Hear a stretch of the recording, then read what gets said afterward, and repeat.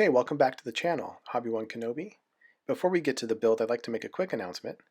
I attended the 3rd Annual Model Expo, which was held at the USS Hornet, and I am pleased to announce that I won Best Armor Subject for my M1134 Striker, and also won Best of Show.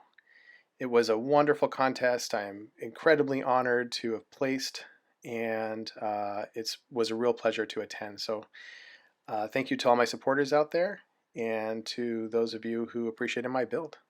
That build will be featured in an upcoming quarantine build video. And now on to the model. We're continuing work on the Tamiya Ford G.P.A. Jeep, and as you can see, I've applied a gloss coat. I like to work with Mission Models gloss. I find that the product works really well. I like to apply a gloss coat before decals so that the decals can be moved around fairly easily. So for this kit, I will be using a new product, a product that I have not worked with yet, called Solvaset by a company called Wathers. This is a product that I've heard a lot about and people have said a lot of good things about, and I've been wanting to find something to replace many of the decal setting solutions that I've used previously. So I'm looking at the instructions on the back here, and they look pretty typical for decal setting solutions. And I'm also going to be working with a decal manufacturer called Star Decals. And unfortunately, the set here comes with only one version of the GPA Jeep. The other versions are for the Ducks. But these decals are certainly preferable to the decals from Tamiya from 1974. Typically, I find these decals to be thicker than usual, but I'm going to try to find a workaround. Okay, I've cut out the portion of decals that I'll be using. One complaint I do have about Star Decals is that they do not number the decals as you would find in most decal manufacturers.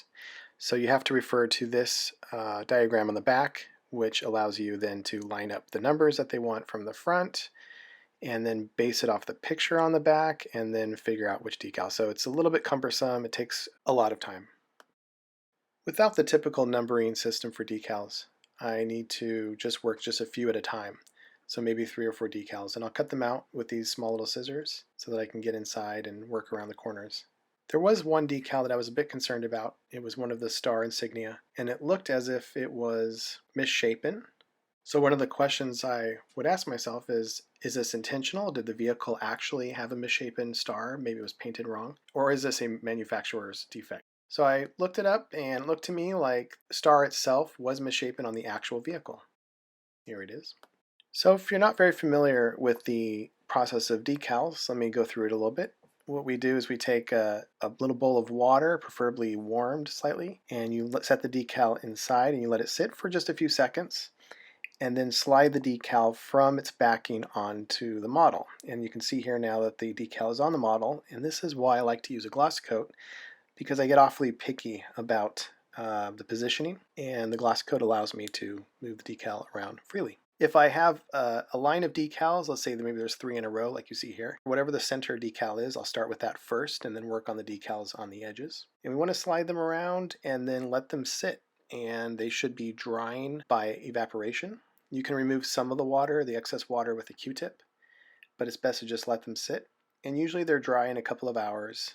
It's best to probably just leave them overnight. After they've set for about an hour or so, you can usually drop on some sort of decal solution that will allow them to grip into the surface and in between any of the surface details. As you can see here, this vehicle has ribbing around it. Okay, so now for this portion of the video, I'm going to let you just watch about a minute of me add decals, enjoy the music in the background, and if you'd like to skip ahead to the 5-minute mark.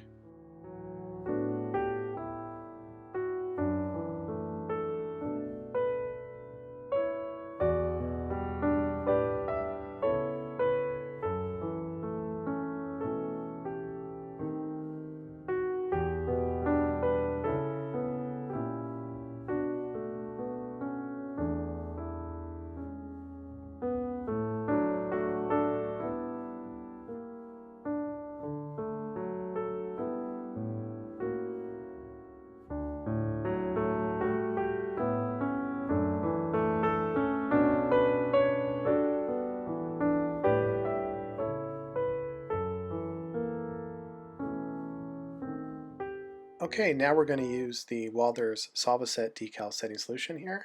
Again, this is my first time using this product, and after reading the directions, it's very similar to what I've used before, the microscale microsol, where you need to apply a drop on the decal and let it sit, and it does the rest of the work. So let's go ahead and wipe a little bit off. I don't want to apply too much to the decal. I'm not quite certain how it's going to react with the decal, so I want to take my time here.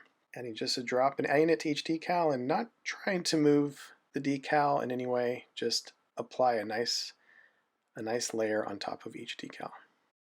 This product will evaporate, and through whatever the chemical process is, it forces the decal into the model and protruding surfaces.